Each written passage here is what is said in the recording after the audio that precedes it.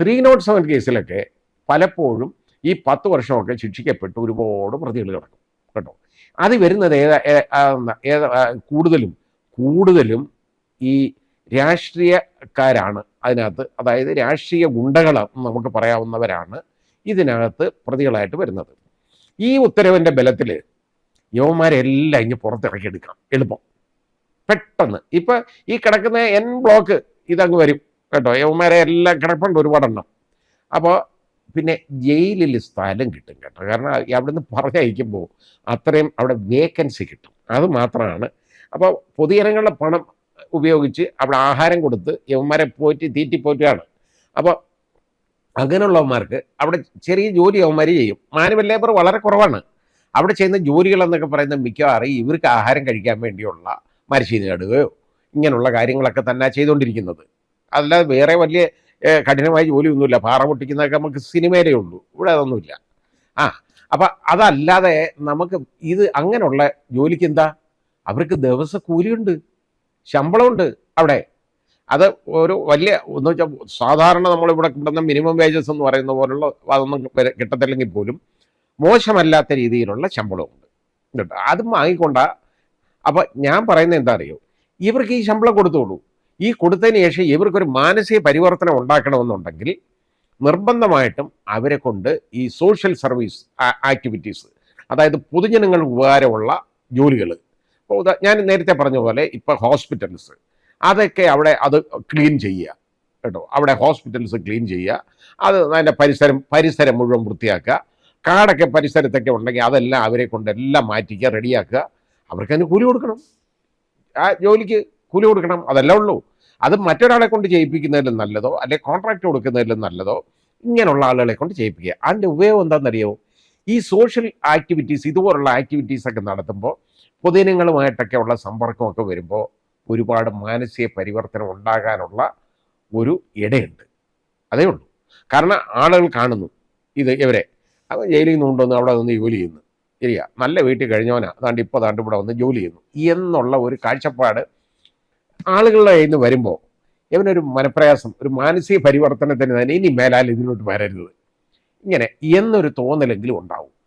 നേരെ മറിച്ച് ഇതിനകത്ത് കിടന്നിട്ട് അവനെ ഇതേപോലെ ഭക്ഷണമൊക്കെ കൊടുത്ത് ഈ ഇതുപോലെ ഒരു നരഹത്യ നടത്തുന്ന ഒരുത്തനെ 5-6 വർഷം ശിക്ഷിക്കപ്പെട്ട ഒരുത്തൻ അത് 3 വർഷം, അത് 3 വർഷം പിന്നെ ജയിലിലെ ആ പീരീഡ് എല്ലാം കഴിയുമ്പോൾ ഏതാണ്ട് ഒരു 2 വർഷത്തിന് മേളിൽ കാണും, അത്രേ ഉള്ളൂ.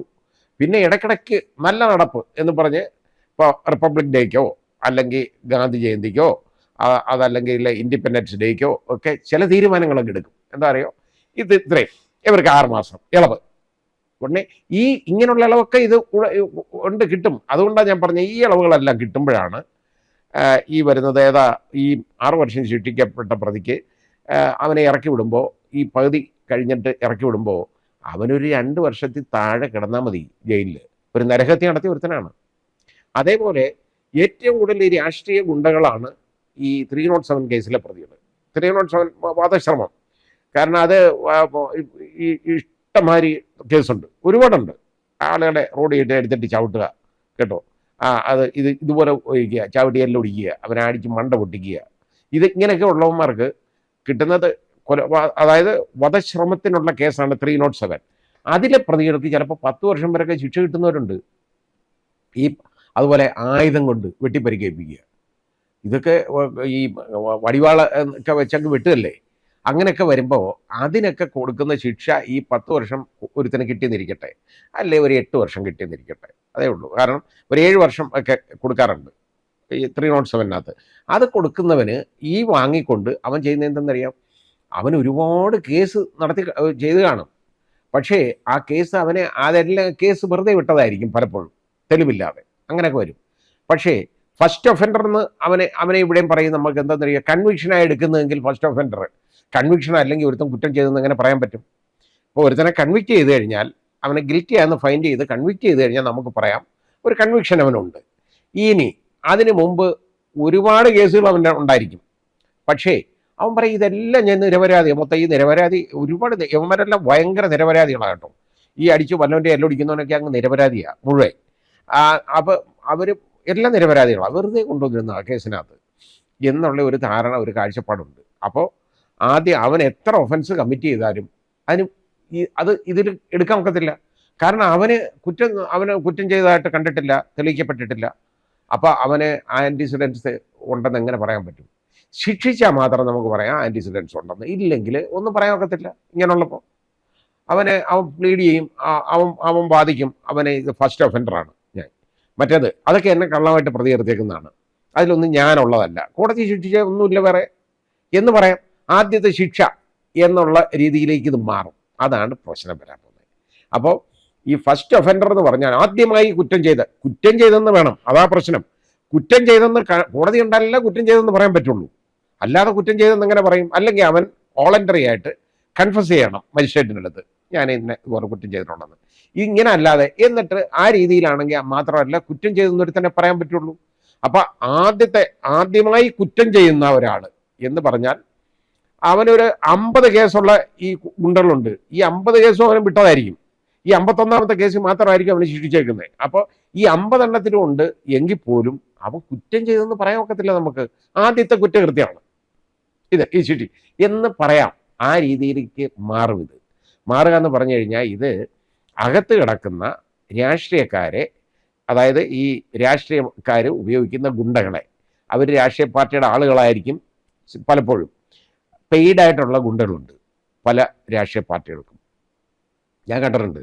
കാരണം ഈ പല കേസുകളിലും അതായത് ഈ കൊലക്കേസുകളിലും ശിക്ഷിക്കപ്പെട്ട് കിടക്കുന്ന പ്രതികളുടെ വീടുകളിലേക്കുണ്ടല്ലോ, അവരുടെ വീട്ടിലേക്ക് ചെലവിന് കൊടുക്കുന്ന രാഷ്ട്രീയ പാർട്ടിയാണ്.